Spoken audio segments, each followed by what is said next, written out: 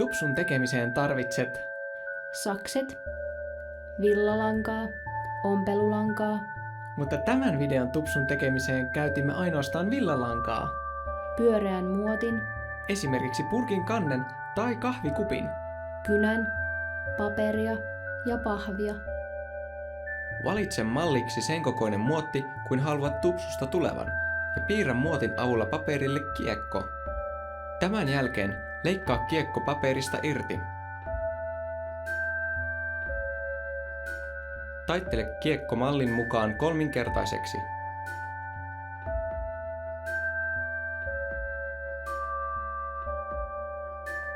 Leikkaa paperin kärjestä esimerkiksi noin sentin kokoinen pala.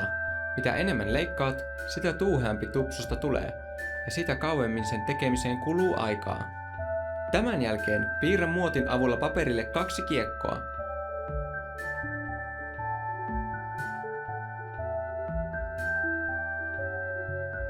Leikkaa kiekot irti pahvista.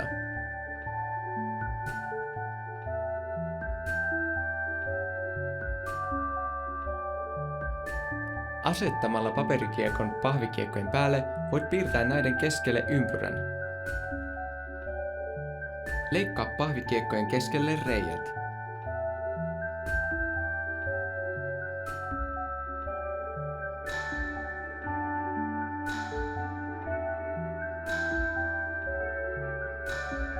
Taittele noin 4-metrinen pätkä lankaa kaksin kerroin.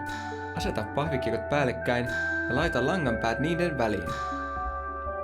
Pyöritä lankaa tasaisesti kiekkojen ympärille, kunnes reikä on täysi.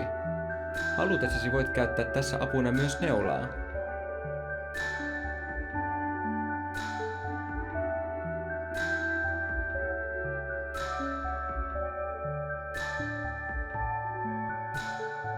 Leikkaa langat poikki pahvikiekkojen välistä, samalla pidellen kiinni kiekkojen keskeltä.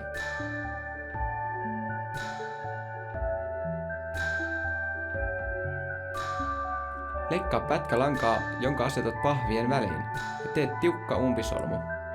Tähän voit käyttää myös paksua ompelulankaa.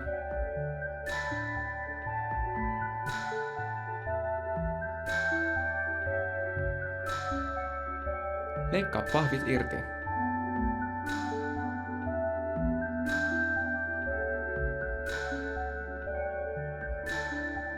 Lopuksi siisti ja tasoita tupsu.